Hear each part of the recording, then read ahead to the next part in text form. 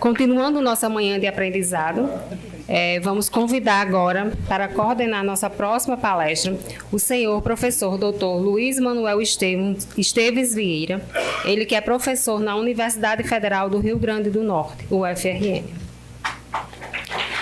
Luiz é professor adjunto do Departamento de Ciências Contábeis da UFRN, doutor em Ciências Contábeis pela UFPB, mestre em Administração pela UFRN, bacharel em Administração pela UFRN e em Ciências Contábeis pela UNP. Atuou como perito oficial criminal em Ciências Contábeis do Estado do Rio Grande do Norte e como consultor em Gestão Contábil Financeira em diversas empresas de médio e grande porte no RN na Paraíba.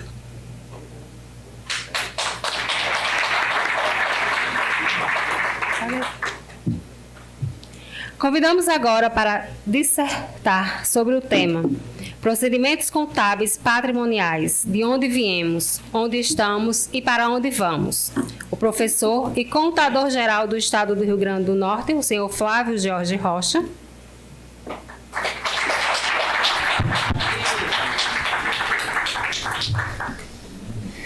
Pessoal, bom dia. Então, honra e satisfação de apresentar aqui Flávio Jorge Rocha, que na verdade dispensa apresentações, né? Ele já esteve aqui em outros momentos anteriores. Flávio, ele é auditor de finanças públicas do Cefaz Santa Catarina e a gente tem a satisfação de tê-lo aqui à disposição do governo do Rio Grande do Norte, tá? Onde ele atua como contador-geral do Estado. É membro do Comitê Permanente de Área Pública. Opa! Alô? Alô?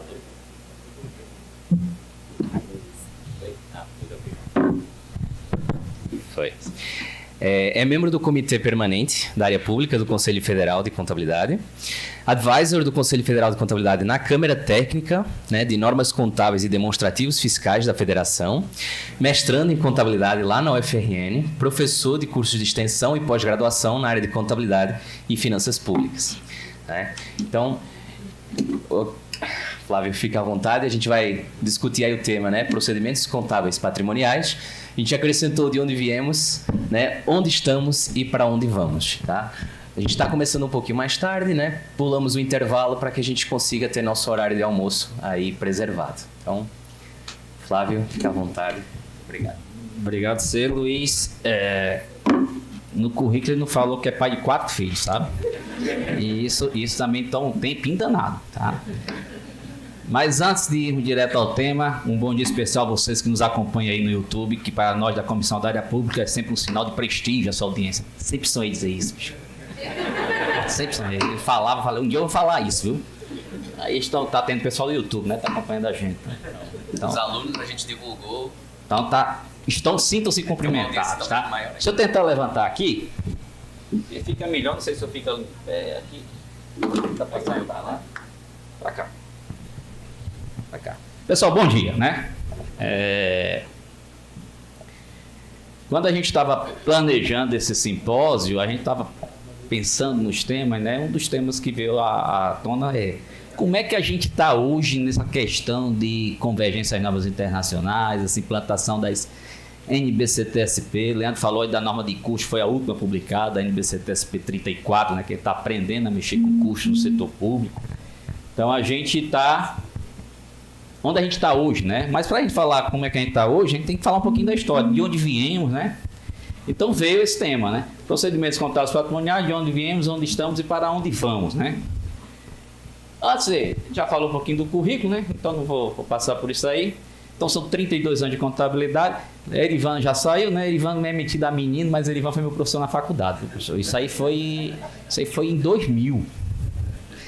Então, aquele jeitinho dele de Peter Pan não convence ninguém mais não, viu? Já disse ele para parar com isso. E são 18 anos só de contabilidade aplicada ao setor público, né? Eu comecei em 2005 no Tocantins, passei para Santa Catarina e voltei à minha terra natal, tá? Aqui à disposição do governo do Rio Grande do Norte. Mas eu falo um pouco dessa história de Santa Catarina. O pessoal fala, rapaz, Santa Catarina, você foi para lá e não foi fácil não, viu? A gente sofreu o que tecnicamente a gente chamou de bullying. A gente subiu do Nordeste lá para cima, pegou a vaga dele, né, lá em concurso público. Então o pessoal não sabe nada não, bicho. Aqui todo mundo é descendente de europeu. Eu estava falando lá que eu deixei de dar aula na graduação, Leandro, porque eu não conseguia fazer chamada em Santa Catarina. Eu tinha um aluno que tinha um nome que tinha 9 letras, 1 era vogal. Não conseguia fazer chamada. Aí ela disse que era descendente de russa. Então eu falei, putz, não dá jeito, né? Aí eu fui atrás das minhas origens, né? Eu disse, ó, pessoal, vocês deixem de ser besta, porque antes de tudo, eu sou da Cidade do Sol. E antes de ser da Cidade do Sol, tá? Eu era da capital espacial, eu sou da capital espacial do Brasil, até se transferir para o Alcântara, Natal tinha esse título, né? Capital espacial do Brasil, Barreira do Inferno. Mas antes disso tudo, antes de ser utilizado como trampolim da vitória, viu, Leandro? Você que não conhece Natal, Parnamirim ali foi utilizado na Segunda Guerra Mundial como trampolim da vitória. Uma base americana lá, né? Antes de tudo isso, ó, Natal era conhecido como Nova Amsterdã brasileira. Então eu sou descendente de europeu também. O quê?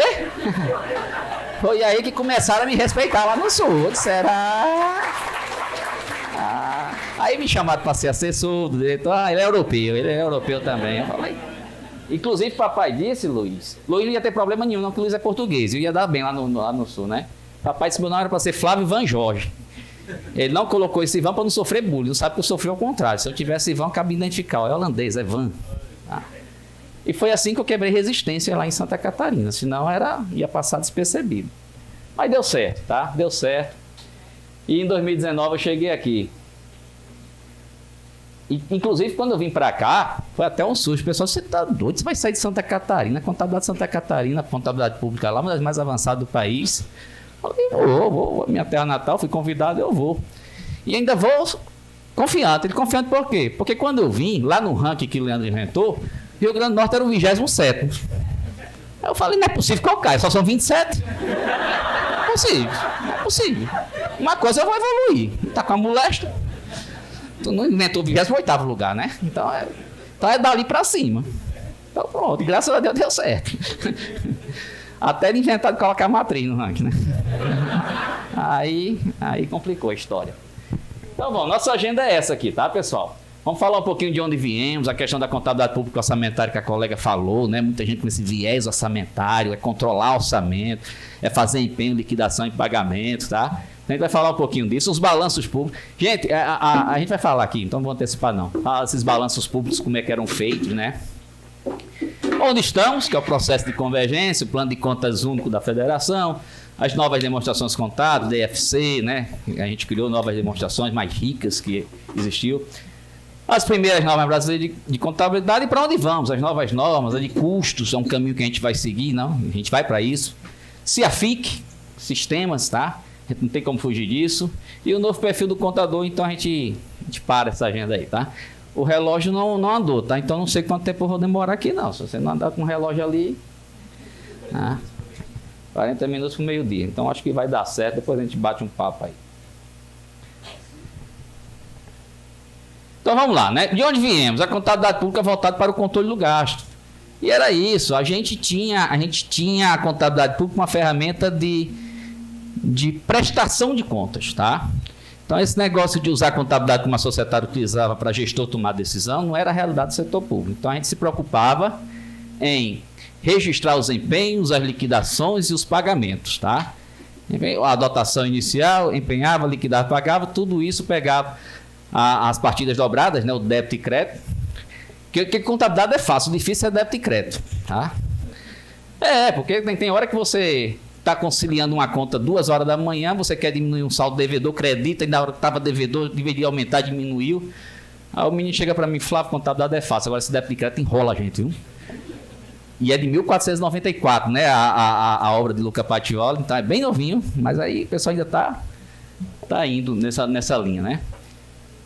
Então, era voltado até então para o controle do gasto, para prestar conta do gestor lá, que empenhou a despesa, liquidou, pagou. E isso era controlado por meio de partidas dobradas. No final do ano, fazer o balanço orçamentário, o balanço financeiro, o balanço patrimonial, a demonstração das variações patrimoniais. E aqueles 35 mil anexos da 4320, tá? Que diz a mesma coisa. Eu não sei por que pedem tanto anexo na 4320 ali. Aí você emite, aí bota um calhamaço de papel, manda para o tribunal. Ó, terminei meu ano. O foco orçamentário, o regime de caixa modificado, né? Cada aquele artigo 35, inciso 1º da Lei 4.320, que fala pertence ao exercício financeiro, a receita dele arrecadada e a despesa nele legalmente empenhada. Então a gente criou um regime próprio na contabilidade pública, tá? A receita entrou no caixa, está reconhecido. E o plano de contas, a receita da despesa orçamentária era conta contábil, era classe. É porque muita gente aqui não é dessa época. Mas a classe 3, tá? Que hoje é variação patrimonial diminutiva, era despesa corrente e capital no plano de contas antigo. Então, quando eu executava o orçamento, quando eu dizia que tinha uma despesa, comprava um veículo. Eu era do setor societário, fui do setor privado, né? E quando eu cheguei no setor público, o cara comprava um veículo e disse que era despesa no plano de contas. Eu falei, mas como despesa, rapaz? Você está comprando um bem, não é despesa nunca isso aqui. Aí tinha o tal da mutação patrimonial. Por quê? Porque tinha que adequar o plano de contas à execução do orçamento ao conceito contábil, né? Aí você dava uma despesa de capital, diminuía o resultado e fazia a mutação patrimonial para incorporar o bem. Então, era isso que era feito, tá? E era isso que a gente trabalhava na contabilidade aplicada ao setor público. As informações com baixo poder preditivo. Por quê? Porque a informação para ter poder preditivo, para você projetar, né, para você olhar para frente, você tem que ter informação baseada no regime de competência, e não era no setor público, tá? Então, eu não tinha no meu balanço, por exemplo, os créditos a receber, os créditos tributários a receber. Quando tinha, era dívida ativa, o estoque da dívida ativa, né? Quando tinha, era o estoque da dívida ativa. Então, eu não tinha as obrigações a pagar por competência. Então, os balanços, ele tinha um baixo poder preditivo. Servia para órgãos de controle saber como é que foi a execução do orçamento, né? Para fins de controle, tá? A estrutura das demonstrações contábeis na forma de balanço. O que é balanço? É equilíbrio. Então, até a demonstração das variações patrimoniais, a DVP, era variação ativa igual a variação passiva. Eram duas colunas, variação ativa de um lado, o superávit e o déficit igualava os lados, ou seja, era um balanço.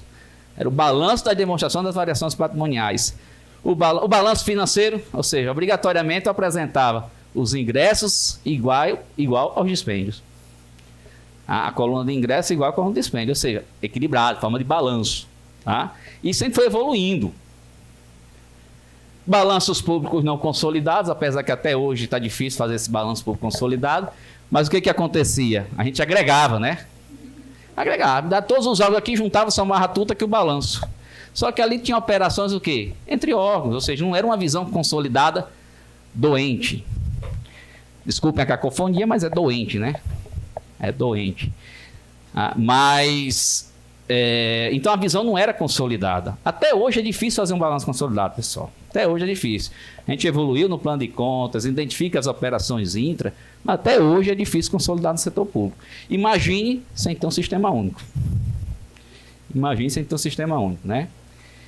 E ausência total de notas explicativas, tá? Não tinha. Não. Se você der uma lida na 4320 lá, faça um exercício. Vai na 4320, coloque lá Ctrl F e coloque pesquisar notas explicativas. Não vai aparecer nada. Então, no setor público, a gente não faz aquilo que a lei manda, imagina que a lei não manda, né? Então, não era cultura fazer notas explicativas. Isso veio decorrente do processo de convergência, tá? As primeiras normas brasileiras de contabilidade, lá em 2008, as NBCT 16, falava, acho que era 16.6, falava que as notas explicativas eram parte integrante das demonstrações contábeis. Okay? Então, a partir daí, a partir de 2000, as normas de 2008 tinham validade em 2010. Então, a partir de 2010, você começa a ver os balanços com notas explicativas. Mas antes disso, não tinha nada de notas explicativas. Tá? Então, isso aqui era um balanço antigo. Ó. Balanço patrimonial. De onde viemos? A gente veio desse cenário. Ó. Primeira coisa, o cabo do setor privado vai pegar estoques como ativo permanente. Ele vai ficar doido. Desde quando que estoques é ativo permanente, né? Na contabilidade, estoques é aquele consumo rápido, é ativo circulante, para ser, né? Primeiro, você não via ativo circulante e ativo não circulante. Você via ativo financeiro e ativo permanente. Passivo financeiro e passivo permanente. O balanço patrimonial com a informação orçamentária. Tinha uma figura aqui, tem até hoje, né? Mas aí saiu do balanço, foi para um quadro anexo. A figura de restos a pagar. O resto a pagar processado não se discute. O cara prestou o serviço, processou a despesa, está lá, tem uma obrigação patrimonial. Mas a grande maioria do resto do povo é resto a pagar não processado. Aquela cultura de guardar orçamento. O pessoal deixa empenhado aí, no dia que prestar o serviço lá, é errado, tá, pessoal? Estou só dizendo que é cultura. Mas o que acontece? O resto a pagar não processado impactando uma obrigação do balanço patrimonial. Não tem muito sentido. O resto a pagar não processado, o cara não prestou o serviço. Você ainda não liquidou a despesa, mas estava lá no balanço patrimonial. Então, esse processo de convergência, a gente saiu desse cenário aí, tá? Esse cenário foi para um cenário muito mais rico de informação. Hoje a informação contábil tem muito mais valor preditivo. Ok? Então, outras coisas, né? Passivo permanente. Quando se tinha, era dívida fundada. Ó. Todos esses passivos aqui, ó, levava em consideração no balanço patrimonial o quê? Se tinha passado pelo orçamento ou não. Passou pelo orçamento, a gente chamava de passivo financeiro e vinha aqui para cima. Não passou pelo orçamento, a gente chamava de passivo permanente e vinha aqui para baixo, que eram as operações de crédito, você tomava, etc. Dívida ativa dificilmente você reclassificava do financeiro, porque não era, né? Não podia classificar, porque não era dividido em circulante e não circulante, ficava tudo em ativo permanente. Na verdade, não tinha essa visão de circulante e não circulante. Então, isso era a contabilidade. Quando eu comecei a dar aula de contabilidade pública, primeiro eu tive que aprender contabilidade pública, tá? Isso foi lá em 2005, quando eu comecei a trabalhar contabilidade pública, eu fui dar aula. Eu dava aula de contabilidade comercial, disse, pelo amor de Deus, me dê aqui que eu preciso estudar contabilidade pública para dar aula, para trabalhar com isso. Aí eu comecei a me familiarizar. Então, era muito específico, né? Era muito específico isso aí. Só que a gente foi evoluindo. Ó. Eu peguei aqui um balanço, demonstração das variações patrimoniais, ó, 2003, ó, de onde a gente veio. Uma demonstração das variações patrimoniais, professora Juscelino, é como se fosse a DRE do setor societário, do setor comercial, né? Era como se fosse a DRE, demonstração do resultado do exercício. Ou seja, ele quer dar um resultado, mas a gente fazia como forma de balanço. As variações ativas de um lado, ó, o total geral está igual ao total das variações passivas. E ainda separava o que era resultante da execução do orçamento e o que era independente da execução do orçamento. Aí fazia. Tá? Quem não trabalhou com isso, parabéns, viu? Agora, quem trabalhou, meus pêsames, porque teve que aprender 2 vezes. Tá? Teve que fazer as duas maneiras. As mutações que eu falei, ó, vinha para cá para compensar. Nada mais é essa mutação patrimonial para compensar essas despesas aqui de investimentos, de inversões financeiras. Aí, para equilibrar, eu tenho que colocar como mutação patrimonial. Tá? Então, fazia isso, apurava, se superava, todo déficit se igualava. Era o balanço. Era o balanço. Ó, eu não estou falando de muito tempo, não. Ó, 20 anos atrás, 2003. Ó. Tá? 2003. E a gente, nesse processo, pesquisando o balanço, a gente encontrou diversas curiosidades. Eu sempre coloco isso porque é cômico. Mas eu coloco engraçado também. Mas era realidade, tá? É realidade. Algumas curiosidades, ó. Notas explicativas complementares. Que danadas são notas explicativas? Nota explicativa complementa a informação. E a nota explicativa complementar? Complementa o complemento, né? Então, vai ter notas explicativas assim no outro canto. Aqui vocês não conseguem enxergar, ó, mas isso aqui é um balanço patrimonial, que no cabeçalho está dizendo que é um balanço patrimonial acumulado. Acumulado. Professor Luiz, o que é um balanço patrimonial acumulado, professor Luiz? Balanço patrimonial na fotografia que você tira no último dia do ano. Então, como é que você acumula uma fotografia? A foto panorâmica, né? Você pega do início do ano, vai até o final. Só se for. Acumulado é. Tá? E o pior não é isso, Leandro. O pior não é isso. Isso tu não bota no ranking, né? Isso não foi Rio Grande do Norte, não, viu? E nem Santa Catarina. Tu não coloca. Acumulado até 14. Até 14. Já pensou? O pobre do leigo vai dizer, rapaz, esse calendário aqui não é o nosso, não, porque tem um mês 14. Aí você vai olhar o cara e diz, rapaz, tu nunca trabalhou com CIAF, não. CIAF tem mês 13, mês 14, mês 15, 16. Esse aqui foi de mês 14. E publica isso aí, tá? Tá lá, publicado, mês 14. Aí eu conheço todo mundo, eu sou chato, vou lá e ligo. Rapaz, eu vi teu balanço lá, que danado é mês 14. Ele disse, puta merda, foi o estagiário. Primeira coisa que eu disse pro meu secretário quando me chamou, eu vou, mas me dá 2 estagiários, porque se sair coisa errada, eu boto culpa no estagiário. Eu boto culpa no estagiário, eu tenho que livrar a culpa. Se sair errado, foi o estagiário. Então, Evandro, se encontrar algum erro lá, foi estagiário, viu? Foi estagiário, já tá sob a responsabilidade dele, viu? Mas é isso. E uma das coisas mais engraçadas que eu vi foi um balanço assinado por 2 gerências. Algum problema nisso? Não, se a sua estrutura é pequena, Rio Grande do Norte tem nenhuma gerência, só a contabilidade e a subcoordenação. A gente não tem nenhuma estrutura de gerência. Então não tem nenhum problema. Salvo o nome das gerências. Vocês não imaginam. Gerência de contabilidade conservadora assinando o balanço. Você está no processo de convergência, Leandro. Aí você pega um balanço assinado pela Gerência de Contabilidade Conservadora. Você sabe o nome da outra?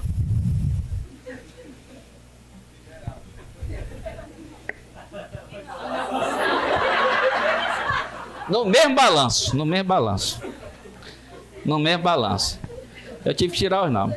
Aí você vai analisar, não sabe se a contabilidade é conservadora, se foi a 4320 que ganhou, ou se foi inovador, ou se foi... Aí você viu ativo intangível. Eu falei, rapaz, foi inovador, fez uma nota lá, vamos colocar um ativo intangível aqui. Aí você não vê notas explicativas, você diz, sou cada 4320. Se não tem, não coloca não. Tá? É conservador.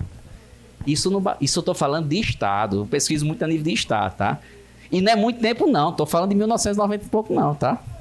Isso é esse século já, tá? Isso é esse século. Então você vê de onde a gente veio desse cenário aí, viu? Ok? Então, mas isso aí a gente tá evoluindo. Esse mesmo ente agora já tem estrutura muito legal, tá? Isso é de onde a gente veio. E onde é que a gente tá hoje, né? Tá no meio desse processo, né? Do processo de convergência. Então a gente faz um histórico aqui, né? Em 2008, a portaria da convergência lá assinada no Congresso Brasileiro de Contabilidade de Gramado, 2008 lá, ou então o presidente Lula, que voltou a ser presidente agora, assinou lá, dando... Maria Clara, exatamente. Aí disse, olha, do jeito que a societária passou, né? A contabilidade pública vai passar por esse processo de convergir a um padrão internacional.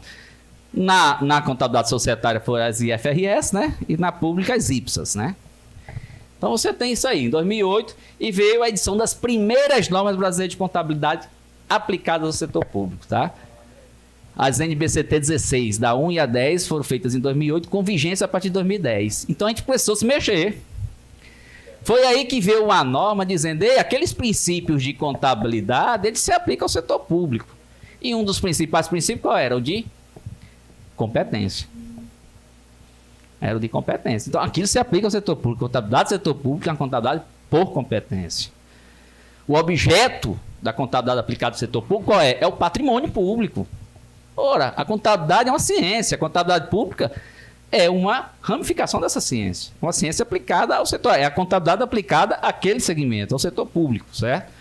Então, foram essas normas lá em 2008, essas primeiras 10 normas. Aí em 2010 elas começaram a ter vigência, né? O pessoal começou a correr para implantar, né? Aqui que falava em notas explicativas, tá?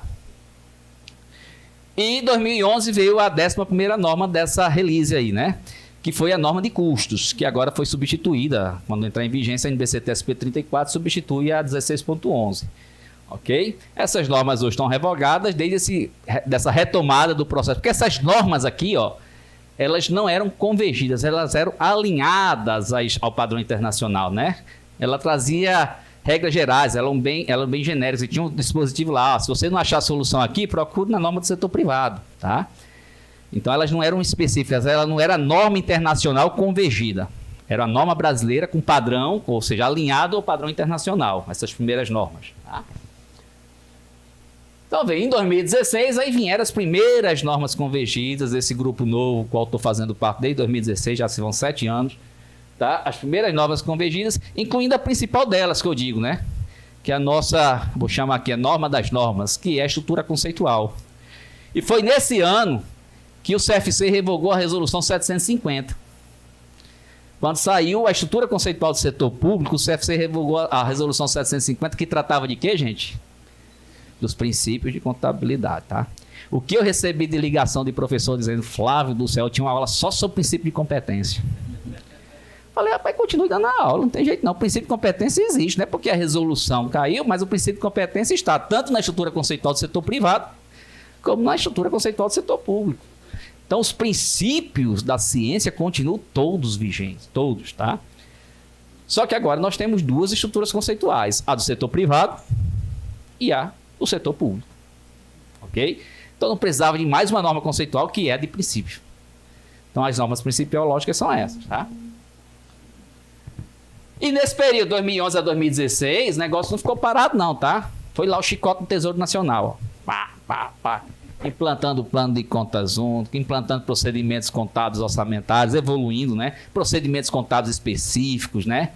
Então veio lá, a gente estava trabalhando até vir essas primeiras normas. A DFC e o balanço, a demonstração das mutações do patrimônio líquido apareceu nesse intervalo aí, tá? Então a gente foi trabalhando, não ficou em berço esplêndido não, né? E de 2016 a 2021, tá? A gente concluiu o processo normativo, que tem a estrutura conceitual e mais 34 NBCT-SP. Então, olha quanta norma tem para ler, né? Aí eu começava a perguntar, quem já leu estrutura conceitual? Um levantava a mão, dois, eu falei, começou pela primeira. Então, a gente tem que ler, pessoal, a gente tem que ler essas normas para tentar aplicar, tá? Então, as novas normas, implantação gradual, aí vem o plano de implantação dos procedimentos contábeis patrimoniais, o PI-PCP, né? Que a gente vai trabalhar aqui um pouquinho. E capacitação, ó, capacitação dos profissionais. Eu estou com autorização de Alex, Alex, coordenador-geral da Federação, vinha junto com o Leandro, tá? A gente não conseguiu viabilizar porque tinha compromisso esse final de semana. Mas, dizer, pode dizer ao Rio Grande do Norte que o planejamento e capacitação, a primeira Secofem em 2024 vai ser em Natal, tá? Compromisso dele. Então, a Secofem, depois de 5 anos. 5 anos. Ia ser esse ano, ele tinha falado para mim, ia ser esse ano, mas teve um problema no primeiro semestre, ficou muito em cima, e fizeram o primeiro semestre em Brasília, primeiro em Brasília. A segunda presencial vai ser no Pará, porque desse ano a primeira ia ser no Pará e a segunda no Rio Grande do Norte. Aí colocaram Brasília, porque ficou muito em cima para realizar no Pará, colocaram em Brasília, a segunda vai ser no Pará, segundo semestre, e já está convidado o ano que vem aqui em Natal de novo, Leandro, como instrutor da Secofem, viu? Que eu digo, eu intitulei, o maior programa de capacitação em contabilidade aplicada ao setor público do país. Sabe? Você pega uma semana, gente do Brasil todo. Quando faz virtual, o alcance é bem maior, né? Mas quando faz presencial, em Brasília, que foi um sucesso, eu não pude ir, que eu estava fazendo o balanço geral. Em Brasília foi um sucesso, tá? E vai ser no Pará e vai ser no Rio Grande do Norte no primeiro semestre de 2024, tá? Que é a questão da capacitação. Então, esse processo de convergência, ó, eu já falei aqui, enquanto o setor privado determinou que seriam as IFRS, no setor público seriam as IPSAs. Tá? E as IPSAs, elas têm como base a IFRS, tirando aquelas normas que são específicas do setor público, como receita de transação sem contraprestação, tá? Que é específico do setor público. As normas que são comuns setor privado e setor público, elas bebem lá na IFRS. Aí, como é que é o procedimento? As IPSAs, o IPSAS Board, né, que é vinculado ao IFAC, é o normatizador primário, vai fazer essa norma no âmbito internacional. O CFC vai pegar essa norma, trazer para o âmbito regional, para o âmbito nacional, né? Regional de mundo, mas no âmbito nacional, tá? E o Manual de Contabilidade, que é obrigatório para fins de consolidação das contas públicas, tenta dizer, olha, do que está na norma, a gente vai cobrar para consolidação esse formato aqui, certo? E vem Leandro lá com o ranking, vendo que você aplicou ou não, né? Então, as IPSAs, segundo aí João Fonseca, né? Ele diz que IPSAs são normas de relato financeiro, é teu conterrâneo, João Fonseca, não? É português. São normas de relato financeiro de alta qualidade para aplicação por entidades do setor público, baseada na IFRS, tá? E é a norma que a gente trabalha aqui no processo de convergência. Com esse tripé aqui, ó. As normas têm esse tripé, norma de contabilidade é isso, gente. É reconhecer aquele se é um ativo, é um passivo, é uma receita, é uma despesa, você reconhece os elementos, você mensura, né? Você tem que mensurar monetariamente e você apresenta, evidencia, você apresenta no corpo das demonstrações contábeis e evidencia em notas explicativas. Isso é contabilidade. Isso a gente passou a fazer, tá? Isso a gente passou a fazer no setor público, melhorando em muito a qualidade dos nossos balanços. Isso é um cenário internacional, ó. Em 2018, você já tinha aqui, ó, no mundo, 28% aqui, 52 países aplicando regime de caixa e 39 competência e parcialmente por competência 74. Em 2020, ó, já tem um equilíbrio, quase meio a meio entre caixa e competência. E se você projetar para 2025 esse estudo, ele vai trazer o quê? 15% regime de caixa e 50%, 85% parcialmente por competência e competência aplicando contabilidade do regime de competência. Tá? Isso é o cenário do mundo. Então a gente está indo para aí, é para isso que a gente está caminhando, uma contabilidade 100% pelo regime de competência. Competência é pleno, né? Ok? Então esse é o processo aqui mundial. Eu falei um pouquinho disso, esse processo aqui no Brasil, né? Você tem a norma internacional, que é... E outra coisa, a gente recebeu algumas críticas no início do processo, porque era uma espécie de tradução. Não é questão que a gente está traduzindo, é porque a gente não pode mudar, a gente não é normatizador primário. A gente não pode mudar a norma internacional, tá? A gente tem que adaptar essa norma internacional. Por exemplo, a norma de estoques fala que você... A IPSAS 13 de estoques, inventory, né? Ela fala que você teria que mensurar seu estoque pelo PEPS. Só que nós temos a Lei 4.320 que fala que é preço médio ponderado. Então, a gente teve que adaptar a norma internacional, tá? A gente fez uma adaptação devido ao regulamento local. Então, você tem a possibilidade do estoque ser mensurado, ser customizado lá pelo preço médio, tá? Mas se você for para a norma internacional, seria PEPS. Okay? Então, essas adaptações, elas são feitas, mas a gente não pode fugir do texto. A gente não é normatizador, a gente não pode se antecipar à norma internacional. Primeiro o IPSAS Board solta a IPSAS, depois a gente entra com a norma brasileira, tá? Tranquilo? E o MCASP, que é uma fonte... Pessoal, MCASP tem que ler, tá?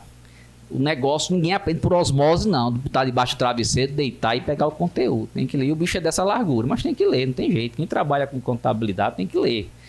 O MCASP é leitura obrigatória. Do jeito que é o manual da FIPECAF lá. Quem está na societária, né? Que a gente utiliza muito na contabilidade societária, o manual da FIPECAF. Então, o nosso manual para leitura é o MCASP. E não é porque ele não está aqui não, da STN, mas eu falo muito pessoal, é o melhor livro de contabilidade que a gente tem hoje no país. E é gratuito. Gratuito. Você entra lá no Tesouro Nacional, baixa, não precisa pagar nada por ele, tá? Ensina, vai vai no detalhe do lançamento, vai na parte prática, traz exemplos de lançamento. Então, é um material rico, que a gente não pode abrir mão, viu? E pode contribuir, né? Toda vez que o manual vai ser reeditado, ele lança lá consultas públicas para pegar contribuições da sociedade. E por onde começo, né? Para quem não começou ainda, tá? Eu sempre falo, leia a NBCT-SP Estrutura Conceitual. Pessoal, são 8 capítulos que tem lá. É uma leitura bem interessante. Aí, Flávio, eu tenho que ler todo, tenho preguiça de ler. Era bom ler todo, mas se você não quiser ler todo, aí eu quero ler um capítulo específico. Vai lá no capítulo 3, que fala das características qualitativas da informação contábil, tá? Vai lá no capítulo de reconhecimento, de mensuração e de apresentação. Pronto. Deu quase tudo. Mas vá ler, tá? Aí se você gostar da leitura, lê o resto. Vai faltar pouco, lê o resto, né? Lê o resto, pronto. Então, mas tem que ler, tá? A estrutura conceitual tem que ler. Como é uma norma brasileira convergida, geralmente não é aquela leitura agradável, não é nem um romance de ficção, tá? Tem uma leitura técnica. Então, vocês têm que ler para aprender, né? E fazer curso, né? Capacitar. Aí eu falei da estrutura conceitual, ó, mas depois dela, em 2016, além da estrutura conceitual, vieram 5 normas, tá? Aí eu trago destaque as normas que falam de receita de transação sem contraprestação, para a gente começar a ver no balanço da prefeitura o ISS a receber, o IPTU a receber, no governo do estado o ICMS a receber, ou seja, ver por competência o registro, né? Não só quando ele cai no caixa, não só quando reconheça a receita orçamentária, tá? Aí de transação com contraprestação, provisões passivos contingentes e ativos contingentes, que isso não era realidade do setor público, aí veio uma norma, tá? A NBCT-SP 03. Ou seja, nesse ano no estado a gente incorporou várias provisões, tá? A gente vai falar aqui como é que foi o processo, mas a gente incorporou porque a gente sabe que existem riscos. Todo ano cai um precatório novo, aumentar o saldo precatório. Gente, precatório nasce do nada não. Não nasce.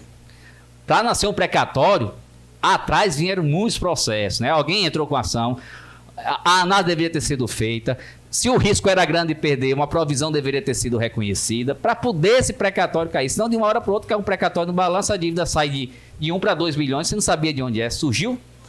Não surgiu. Para a sentença transitada em julgado, teve todo um percurso antes, tá? Deveria ter sido passivo contingente, ter virado provisão para poder chegar em precatório, que é uma conta a pagar efetivamente, né? Então, veja a qualidade preditiva da informação contábil, né? Se você tem um contingente, olha lá, a situação vai ficar ruim. Se virou provisão, provisão é um passivo, é uma obrigação. de prazo e valor incerto, mas é uma obrigação, tá? Então daqui a pouco vai surgir um precatório. E ele surge, na maioria das vezes ele surge, tá? Então estoques e outras normas. Aí 2016 passou, a gente veio para 2017, vieram essas 5 novas normas. Aqui as normas de patrimônio, né? O pessoal confunde muito PIPCP com norma de patrimônio. Aqui é norma de imobilizado, de intangível, né? De propriedade para investimentos, tá? Então são normas que estão no nosso dia a dia. Nosso dia a dia que a gente tem que aplicar, tá? A gente precisa aplicar, ok? Aí vieram as normas em 2018, aí vieram 10 normas, né? Aqui, destaque para a DFC, nós temos uma norma específica para demonstração de fluxos de caixa, tá? Ok? Todas essas aqui vocês vão baixar e vão ler, tá? Depois lá no site do CFC tem. E aquela norma MCAS, pega em outra edição. Sim, aí a norma, ela tá lá, o MCAS vem em detalhe essa norma, exatamente, tá? As normas de 2019, 2020, olha para onde vamos aqui, as normas de instrumentos financeiros. Foi a última release de norma, vieram as normas de instrumentos financeiros, né? A apresentação de instrumentos financeiros, reconhecer.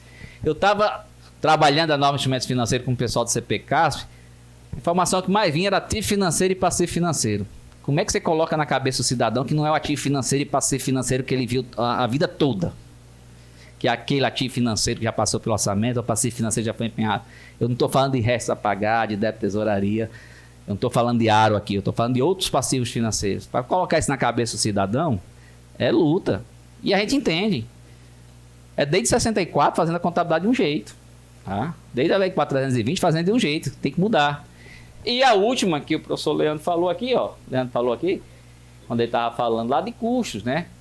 O CIAFIC não vai exigir que você tenha um sistema de custo implantado, né? Ele vai facilitar a implantação, o processo de capturar informação de custos, tá? Então, é a última norma publicada, que vai revogar 1611, quando entrar em vigência, tá? E a gente acaba esse processo que continua, né? Porque agora vai começar a revisitar essas normas, porque a norma internacional evolui. Isso aqui foi congelado no Handbook de 2016, então a gente vai evoluir esse processo, vai começar a trabalhar nessas normas, revisitar essas normas e vai trazer as novas, né? Porque existem outras normas que não estavam nessa primeira release que a gente vai colocar nesse primeiro ciclo, digamos assim. A gente vai colocar. E onde estamos?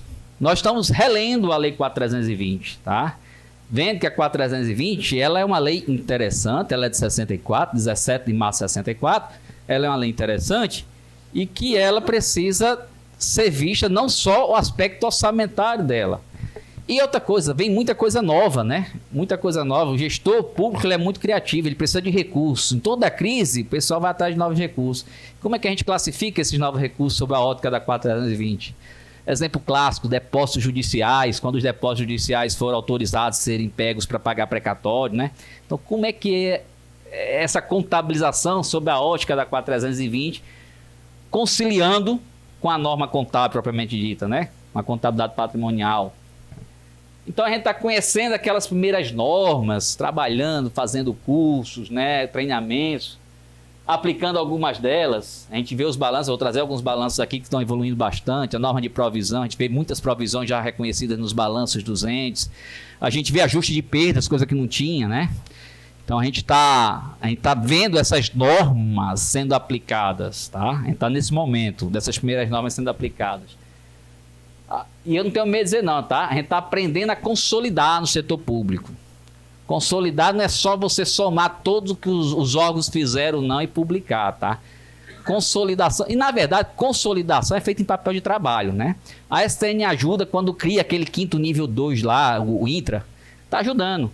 Mas existem outras operações para fazer no processo de consolidação que só o papel de trabalho faz.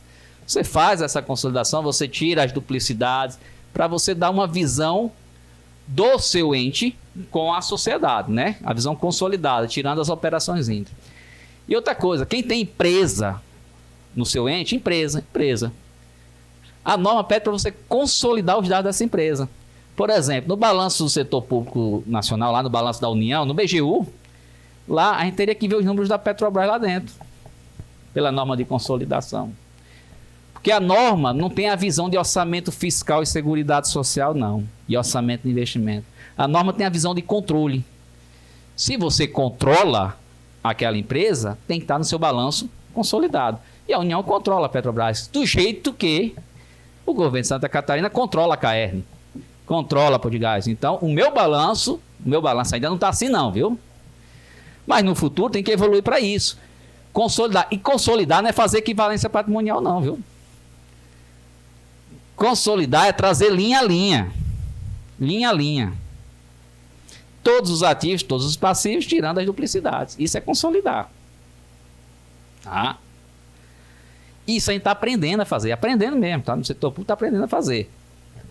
Ok?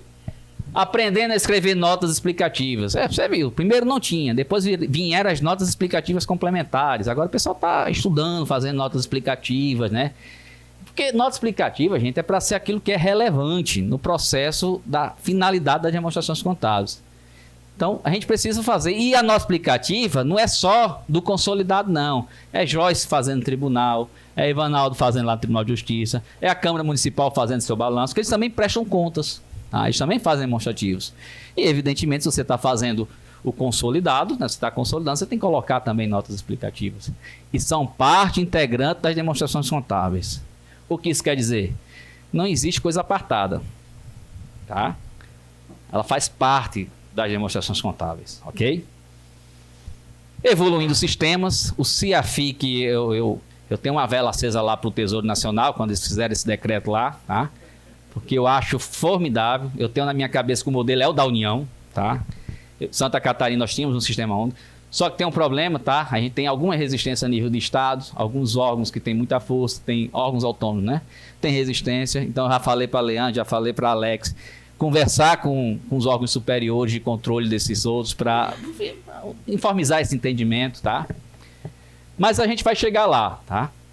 E capacitando os profissionais, que é isso que a gente está fazendo. Quando a gente abre um seminário desse, tá? Um simpósio desse, a gente está querendo capacitar, a gente está querendo trocar ideias, a gente está querendo trocar conhecimento, a gente está querendo ver a posição do órgão central de contabilidade da União, com o Leandro aqui, dos estados, Ronaldo aqui, da Prefeitura de Natal, que estava aqui no painel anterior, vocês são dos municípios. Então, essa troca de experiência é muito válida. O pessoal de João Pessoa, tem pessoal de outros estados aqui, ó. Pessoal de João Pessoa, tá?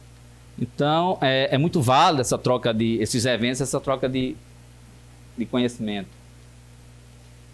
Então, a gente vê no balanço hoje, graças a esse processo, crédito tributário a receber e ajuste de perdas, dívida ativa e seu ajuste de perdas. A metodologia vai... Se você pegar o manual não traz uma metodologia para você, entendeu? Você tem que ter uma metodologia que tente capturar as suas possíveis perdas com aquele ativo, né? Reduzir o valor recuperável daquele ativo, para você não deixar seu ativo super avaliado. Então, tem entes que tem 10 bilhões de dívida ativa e 9 bilhões e 900 ajuste de perdas. Tá? Ou seja, ou tem muita coisa na dívida ativa que já era para estar baixado, né? E não se baixou ainda porque o grau de recuperabilidade desse ativo é pequeno demais. Tá? Então isso a gente consegue ver. Imobilizado e depreciação, intangível, em alguns balanços a gente vê intangível com amortização, né? Aqueles intangíveis com prazo de vida definido. 13º e férias por competência, coisa que era inadmissível no setor público, porque você só aparecia lá quando você liquidava a folha. Tá? Você só via a obrigação quando você liquidava. Então você não tinha a apropriação por competência, né? 5 minutos, então vamos correr. Provisão matemática previdenciária, né? Então a gente vê coisas novas no balanço que não tinha. Resumidamente, informações agora com alto nível de consolidação, mas informações que têm um poder preditivo maior que nós tínhamos. Então, quando eu vou encerrar um exercício, como é que eu faço lá? Aqui eu estou com a equipe, mandar um abraço pessoal aqui da equipe do Estado, da Secretaria de Planejamento, né? Da Contabilidade Geral. A gente despacha ofício para vários setores, porque meu sistema ainda não tem informação integrada. Mas por não ter informação integrada, eu não vou deixar de reconhecer. Eu sei onde está a informação. Por exemplo, eu estou encerrando o período, eu peço ao menino, despacha um ofício lá, coloca um ofício para a Secretaria de Tributação. Para quê? Para eu validar o valor do crédito tributário a receber que está sob controle deles, para saber se está igual ao contábil. Aí eles informam, aqui na tributação, em controle administrativo, tem tantos.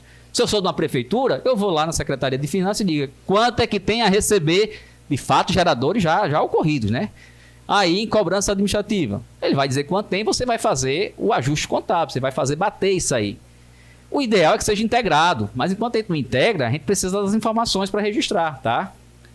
Por que o ideal é integrado? Porque tudo que você faz manual está sujeito a erro, né? Você vai fazer um lançamento lá, você digitou errado, não percebeu, aí errou. Fazer o quê? Mas a informação você sabe onde buscar e tem que buscá-la, tá? Na Procuradoria-Geral do Estado, aqui a gente consegue informações da dívida ativa, do saldo da dívida ativa, a gente consegue informações de eventuais contingências que o Estado tenha, ações que estão representando o Estado. Então eles informam para a gente coloca no balanço. Um ponto no ranking, viu? No Tribunal de Justiça, o saldo de precatório, a gente pega para validar, para fazer bater o saldo de precatório contábil. Ou seja, a gente vai atrás da informação dela tem, tá? E essa informação é uma informação oficial, vem, a gente abre o processo e registra. Ainda de forma manual, ainda de forma precária, mas registra, porque a gente precisa colocar isso no balanço. São passivos e são ativos que não estavam no balanço que precisam entrar. Certo? Secretaria de Administração para questão de férias por competência, né? E aí vai.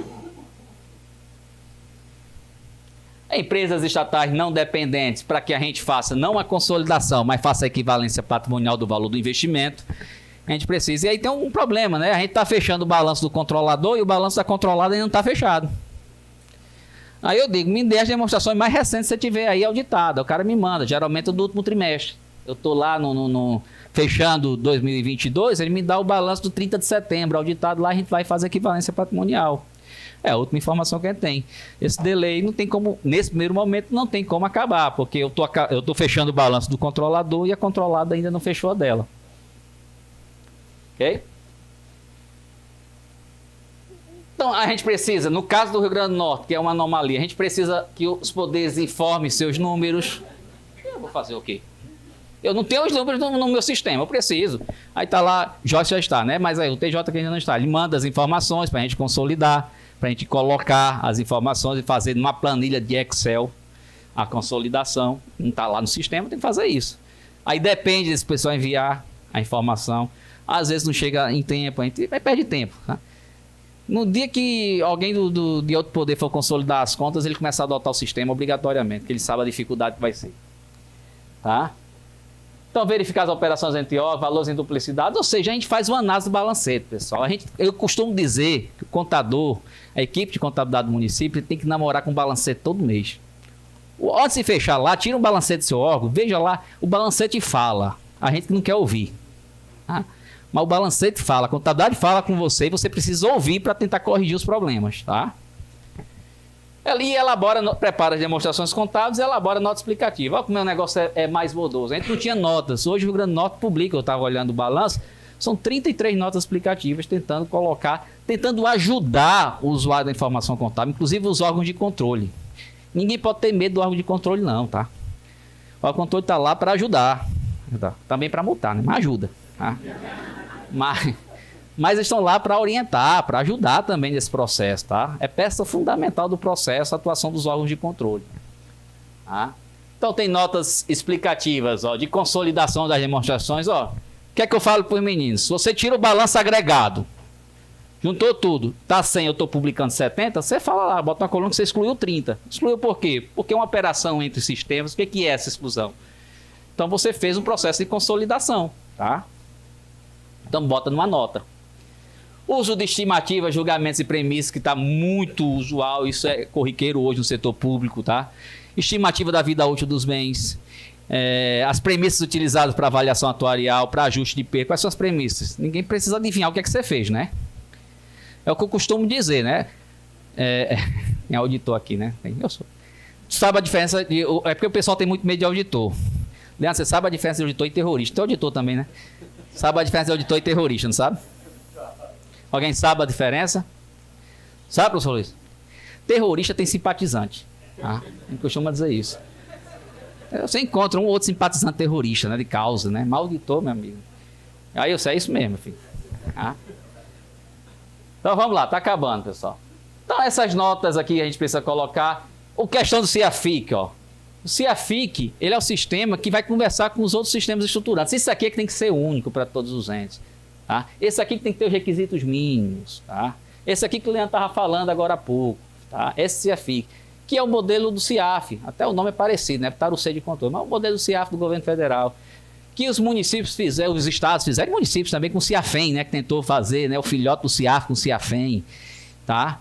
Então, esse é o modelo. Isso é que tem que valer. E não perde autonomia não, pessoal. Não perde autonomia não. Tá aí o Tribunal de Contas tá usando, tá empenhando, liquidando, pagando. Não tem que pedir benção e dinheiro pro executivo para fazer as coisas, né? Então, não perde autonomia. A União não perde, tá? E esse sistema precisa conversar para fazer os lançamentos automatizados. De onde viemos, né? Uma contabilidade voltada para órgãos de controle, que era uma peça para você colocar na prestação de contas. Hoje não. Hoje a gente trabalha atendendo órgãos de controle, que é importante, você precisa prestar contas, o setor público é isso, tá? Atende gestores públicos para tomada de decisão, tá? Ontem eu estava empolgado porque o secretário ligou para mim e falou: eu quero que você faça um fluxo aí de receita e despesa, agora faça por competência. Eu falei: olha, ele quer saber por competência, não quer saber quanto ele quer pagar, ele quer saber quanto ele deve. Olha aí que evolução. Ele disse: eu quero mês a mês por competência, despesa por competência. Olha que diferença. Recebi ontem essa informação, estou preparando, tá? Então, para financiadores, né, Banco Mundial, agências de fomento e para a sociedade como um todo, né? Está acabando. Tá? Então, o profissional contábil, o novo perfil, estava falando lá, né? A gente precisa mudar esse perfil. A gente está trabalhando hoje com um profissional contábil proativo, né? Sempre um passinho à frente, sempre querendo descobrir qual é a demanda do seu usuário, tá? Então, um profissional atualizado, proativo, participativo, aquele contador que vai ficar na sua sala sem andar, esse contador ele vai perder espaço, tá? Ele precisa andar, ele precisa ir na procuradoria, ele precisa ir na tributação, ele precisa ir na administração, ele precisa ir em vários setores da administração pública para conhecer os processos, para normatizar e para dar a lógica contábil das coisas. Quando o sistema vai conversar, por que o CIAFIC é o coração? Porque ele vai dar lógica contábil. O CIAFIC, a lógica dele é contábil, é débito e crédito, tá? Então, a gente precisa desse contador motivado, muita leitura, né? São 34 normas, mais a estrutura conceitual, mais o manual de contabilidade, mais o manual demonstrativo fiscal, muita leitura, tá? Boa redação para escrever, né? A gente precisa desse profissional, criativo, tá?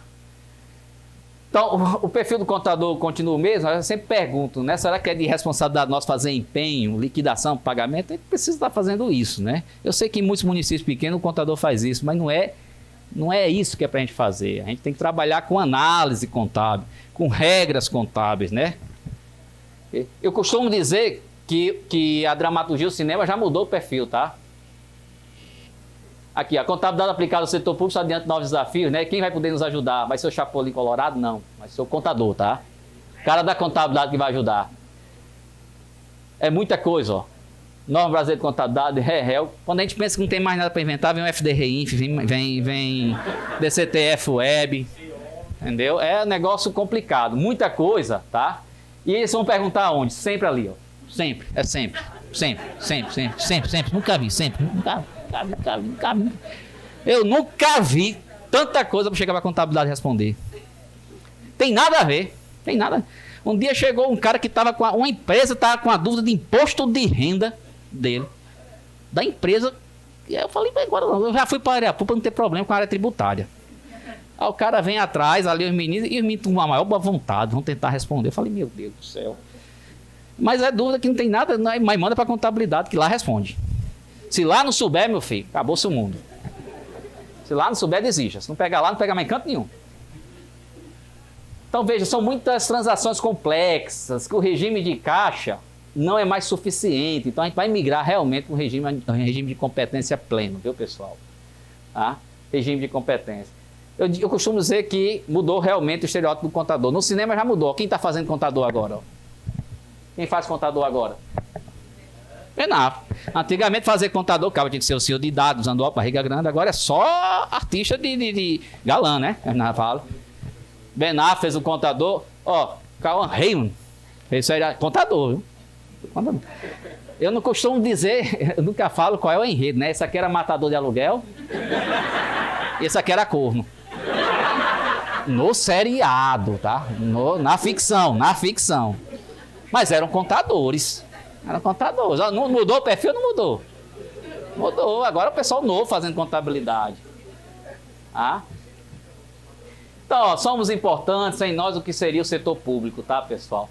Então, nós estamos hoje fomentando a transparência cidadã, né, a cidadania, o controle. Então, Bahia tem uma prestação de contas simplificada, tá? Existe o Balanço Cidadão em Santa Catarina e o RN não está atrás. Tem o RN mais fácil, você pega as informações lá de forma simplificada, tá? Dizendo o que são conceitos de contabilidade pública. A gente tem uma página lá no Portal da Transparência que é Contabilidade Fácil, tá? Então tá tudo aqui, você pega as informações de forma mais simplificada, tá? Dicas de execução orçamentária para você que trabalha com execução orçamentária. Como é o nome do personagem de vocês lá? A Jaque, né? A Jaque. A gente é o Zé Continha, tá? A gente é o nosso também, tá? Então a gente tem o RN Contábil, o RN Fox, tudo aqui para ajudar. Pessoal, eu estou aí à disposição. Esse é o nosso e-mail de contato. A gente agradece demais em nome da Comissão da Área Pública. E não posso deixar claro, viu? Volta, Jesus, que o negócio tá ficando feio. Viu? Volta, pelo amor de Deus!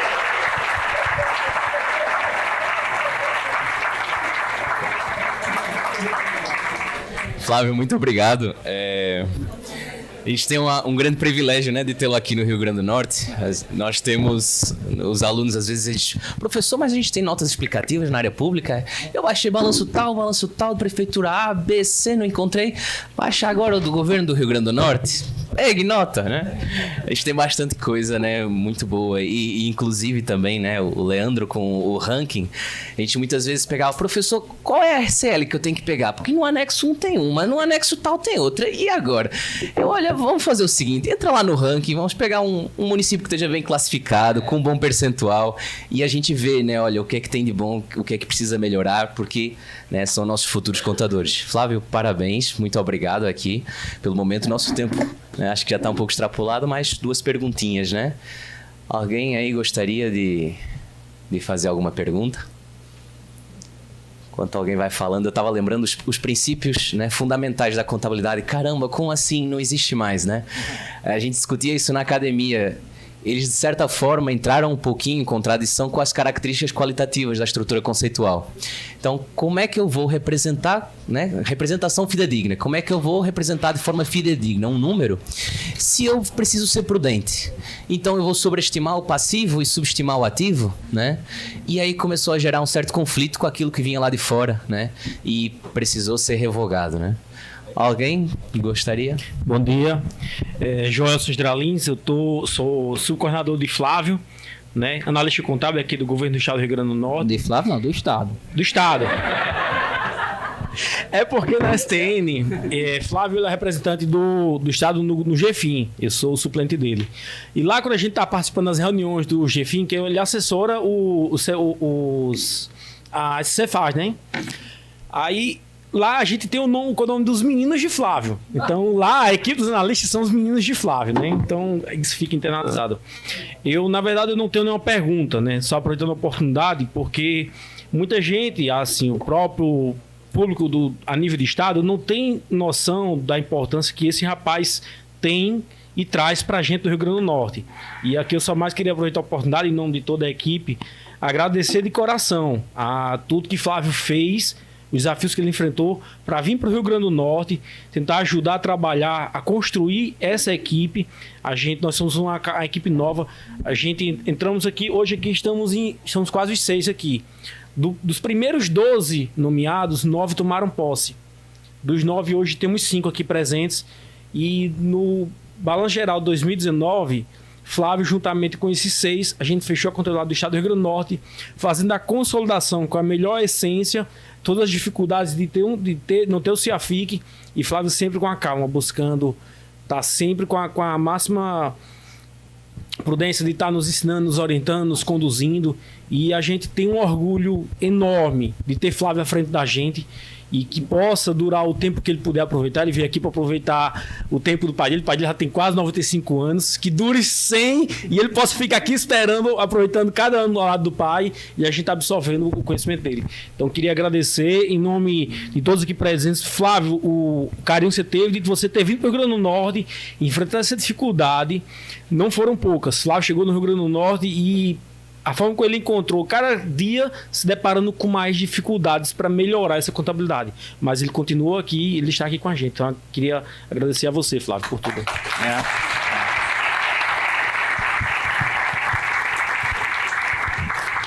Bom, eu que agradeço a oportunidade, agradeço ao secretário de ter chamado para vir aqui. Foi uma oportunidade, eu saí de Natal em 2002, foi uma oportunidade de voltar, 2019, né?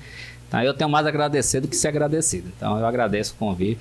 Ele fala assim, eu só estou preparando o pessoal está saindo, né? Porque um dia desse aí eu perdi um cara por ter sede em Alagoas. Ele começou lá, estudar para o setor público, começou a gostar, passou a ter sede em Alagoas. Tem aqui, está na iminência chamada de ter sede em Minas Gerais. A colega Iris está na iminência chamada CGU. E aí vai, o pessoal vai se qualificando e vai passando. E é justo, né? Todo mundo seja receber melhores salários. A gente ainda não tem a melhor remuneração. A gente vai sempre lutar por isso, reconhecimento, remuneração. E o trabalho é árduo, mas assim, tem uma equipe muito boa. Tá ali Caixa, que começou comigo em 2019, né? Hoje está Caixa, preparei, aí o setor privado foi e pegou. Paga mais do setor público, levou, né? Tá certo, tem que ir mesmo, tem que correr atrás de seus novos desafios e melhor remuneração, tá? Eu que agradeço. Faço igual a menina de Santa Catarina. Eu estava dando a palestra em Santa Catarina, num evento do CRC, a menina fez a pergunta e já respondeu. Eu disse, minha filha, muito obrigado. Ela fez a pergunta, mas isso resolve assim? Eu falei, assim mesmo, tá certo. Já perguntou e já respondeu. Então façam isso. Nós temos feito, né, os vários encontros, né, online, então a gente já falou um pouquinho sobre esse tema, né, na nossa última live, a importância aí do plano de implantação, né, dos procedimentos contábeis patrimoniais. E a gente escutou diversos desafios que ocorrem nos municípios, né? Como depreciar se a gente ainda não tem nem o imobilizado, né, levantado e os valores, né, a serem colocados. E assim, esse momento vai ficar gravado, a gente vai ter aí os momentos dos coffee breaks, agora também pela tarde. A ideia é que também vocês possam trocar experiências e consultar esses materiais. A Secofem, nosso amigo César, né? A gente teve a honra, o prestígio de eu ter, né, lá no evento. Então, eu falo para os alunos, olha, o lado bom, né, um dos poucos lados bons da pandemia é que a gente tem a oportunidade agora de ter esses momentos híbridos, né? A gente tem os alunos nos assistindo, quem sabe a gente já tenha mais visualizações até fora, né, virtuais do que até presenciais.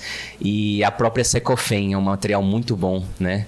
Os eventos de capacitação que a gente tem lá, de apoio ao manual. Então eu digo aos alunos, olha, vá ler a norma, tiver dificuldade, vá para o manual, que ele é bem didático. Ainda teve dificuldade, vá para os slides da Secofem, assista o vídeo, pule, volte, você vai conseguir desenrolar. E assim, realmente a gente está num momento ótimo de oportunidades para realmente assim, conseguir fazer frente a esse momento de convergência, né? Mais alguém realmente? Não? Então, muito obrigado.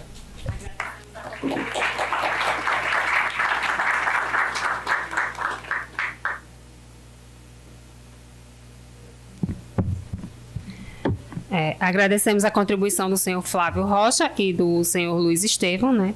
E convidamos a nossa presidente da Academia Norte Rio Grandense, Jusileide Leitão, para entregar o certificado em agradecimento, né, por contribuir com o sucesso deste evento.